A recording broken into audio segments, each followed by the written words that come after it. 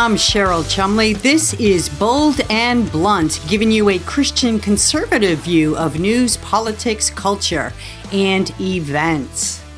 Kalev, thank you so much for being back on Bold and Blunt video from Israel. Where are you today? I'm in Tel Aviv, in the park, as you can see, in northern Tel Aviv. It's beautiful, beautiful background.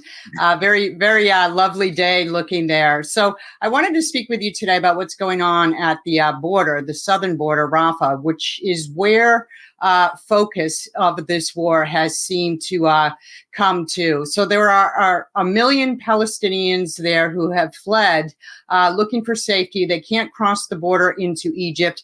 Sort of give the layout and what's going on there. Yeah, this is certainly a humanitarian crisis that a lot of people are blaming Egypt and the United States for. Because, after October 7th, Israel, with the support of everybody, including people in the Arab and Muslim world, said, we're going into Gaza and we're going to decimate Hamas. We're going to decimate their military and political governance capabilities. And we will protect the civilians as required by international law. So we, in a very successful military operation so far, has been able to obliterate the majority of Hamas. And this is, somebody who has been entrenched in Gaza since 2005 with the support of, to the tune of billions of dollars from Iran and Qatar and others. They built a whole city down below Gaza of the tunnels, and Israel was able to destroy them and push them back all the way to the south. The last remaining stronghold, as you said, Cheryl, is Rafah. And naturally, a lot of the people the civilians who have fled to Rafah. And many of them want to cross the border into Egypt. They want to cross the border into Egypt because there is Hamas and a war in Gaza, and there is no war outside of Gaza. This happens in every war around the world, in Iraq, in Syria, and certainly in Israel. As we discussed, Israeli refugees from the north flee, Israeli refugees from the south flee and are safe here in Tel Aviv and in Jerusalem. For some reason, the international community insists that the Palestinian refugees in Gaza must stay and cannot cross into Egypt. I spoke to somebody who claimed that this might be the biggest violations of human rights that has been incurred in a long time by Egypt and the people who are around Egypt, because as we spoke last time, it's not Egypt.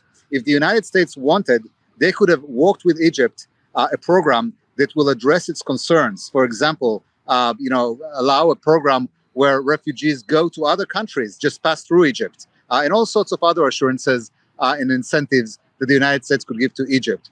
But for some reason, there's a decision to keep those over 1 million refugees, as you said, in Rafah, on the border of Egypt. There's walls they cannot cross, and that is the humanitarian crisis that we're seeing. So National Security Advisor Jake Sullivan, speaking for the Joe Biden administration, just said this a couple days ago on national TV. I just want to read you this quick quote and then get your reaction to it. He said, "We've been clear," meaning the United States, "that we do not believe that a major military operation should proceed in Rafah unless there's a clear and executable plan to protect those civilians, to get them to safety, to feed, clothe, and house them. And we have not seen a plan like that." I'm curious, what could possibly be the plan for Israel to root out and destroy Hamas terrorists without harming citizens, civilians in the area? It just seems to me a very difficult plan to execute. The whole war is mission impossible, but we're doing it, and that we agree. I mean, with Sullivan. I mean, if we're going into Rafah, we need to make sure that the civilians are protected, and Hamas is trying, as they've done all along, to be protected by the civilians, and we want to urge the civilians to get out of harm's way.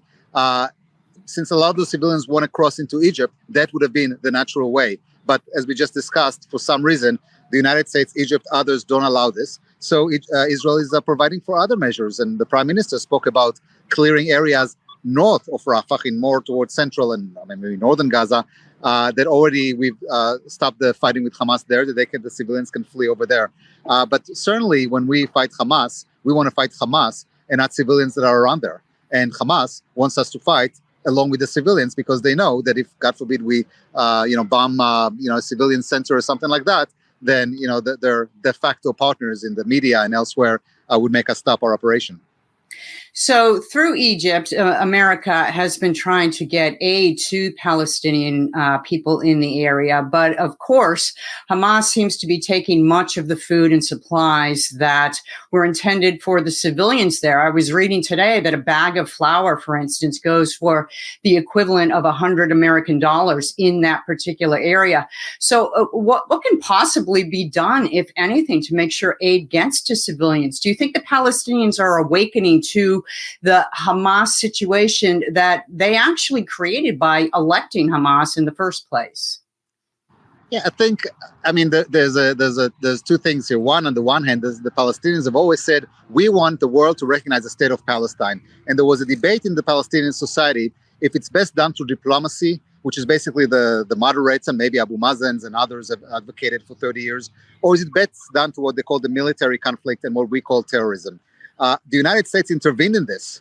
And they said, no, it's not Abu Mazen and 30 years of negotiations that are going to get us to recognize the state of Palestine. It's one day of murder and rape by Hamas that's going to get us to recognize the state of Palestine. And that creates not just a reward for terrorism, but potential to destabilize the Middle East, Europe, and other areas where people want to get things. And we discussed this last time, I believe. But the Palestinians also understand that I think they want to be safe. And, I mean, nobody needs to be, you don't need to be a Middle East expert to understand if you're in a war zone and you have Hamas, you want to be safe by crossing the border into Egypt, not by getting flour. Anthony Blinken had his Marie Antoinette moment when he was here in Israel. He says, no worries, we're solving the problem. We are going to get enough flour so Palestinians can make 3 months of brioche or cake, or he said bread. But it doesn't really matter what it is. It was, a little bit kind of I don't want to say the harsh words, but these people don't want to be there. And you said, no, stay there, and don't worry, we'll get you 3 months worth of flour. And now, as you said, the flour, as everybody knows, does not get to them. It gets to Hamas, gets traded. So this is a humanitarian crisis that Israel is fighting within unconstraint. And we, want to alleviate the humanitarian crisis as much as we can. But sadly, our partners in Egypt and the United States are not helping by stopping those Palestinians who want to flee from the war zone, even if it's temporarily. So there's a peace treaty between Egypt and Israel that goes back to 1979. Do you see any sort of threat about pulling apart that peace treaty, that peace deal, because of the pressures being exerted right now? I do not at this point. There could be scenarios in which that peace treaty could be shaken, because if Palestinians do, forcefully flee to, break the wall somehow, which is very difficult to do, or somehow get into the Sinai desert and launch, missiles at Israel from the Sinai, and Israel retaliates in Egyptian. There's all kinds of scenarios in which we could see problems with that. But overall, we are very much aligned with the Egyptian interests. I tell you what is a little bit kind of damaged that peace between Israel and Egypt is exactly that idea of recognizing a Palestinian state by the United States. That is, to me, a threat, or maybe the biggest threat to the Israeli-Egyptian peace. Because again, when Blinken threatens or plans to recognize unilaterally a state of Palestine as reward for 1 day of atrocities by Hamas, as opposed to the alternative that was, 30 years of negotiations, he's strengthening Hamas, he's strengthening the Muslim Brotherhoods.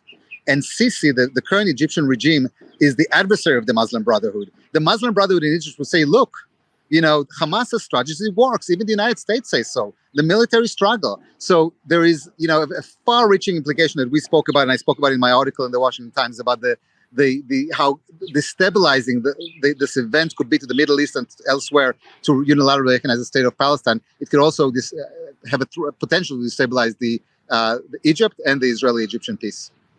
So let's just finish with this last question, Gal. In 2005, settlements in Gaza were torn down mostly. And now there is some talk I've been reading about some in Israel calling for, since the Palestinians have been displaced lately, to start rebuilding some of those settlements, which would no doubt add another layer of tension to not just current talks, but in the future. So where do you see that talk leading? Is it just some discussing the possibility, or is there some serious discussion about rebuilding settlements? At this point, it's wishful thinking by, the Israeli government made it clear we're not doing that.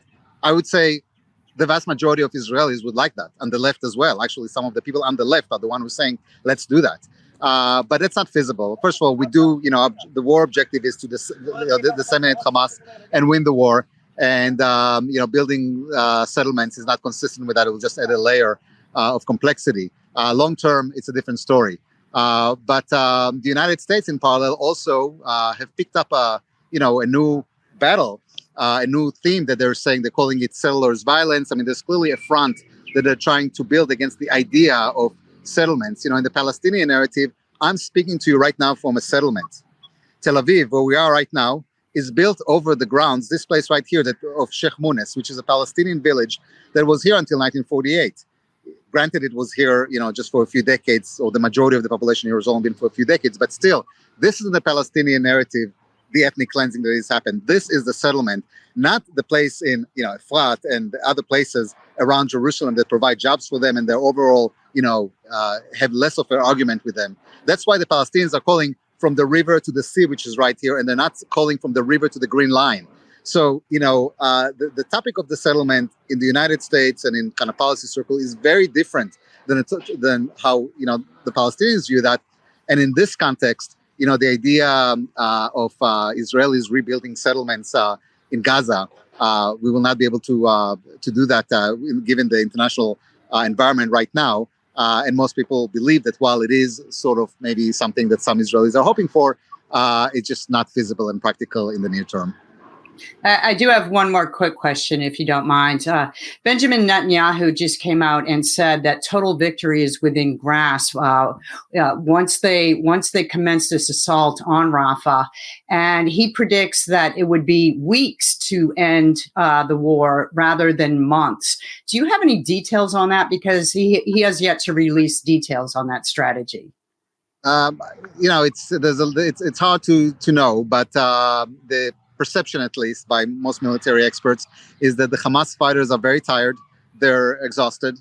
They're not the same fighters that we're going to encounter in Rafah that we encountered in Gaza City at the beginning of the war over 3 months ago. So logic will say that this will be, presumably an easier battle for us to win. But it's hard to know. The Hamas leadership, and Hamas is now basically in Rafah. That is the arena. That is the battlefield. And we'll have to wait and see how the Israeli army, which alternatives they go forward to finish the job and disseminate Hamas and provide safety and security for the people of Israel and release the hostages. Very good. Very good. I hear the birds chirping in the background where you're at. It's a nice backdrop. Gal Kalev, author of Judaism 3.0 and columnist for the Jerusalem Post. Thank you so much for being back on Bold and Blunt. Talk to you soon. My pleasure. All right. Indeed.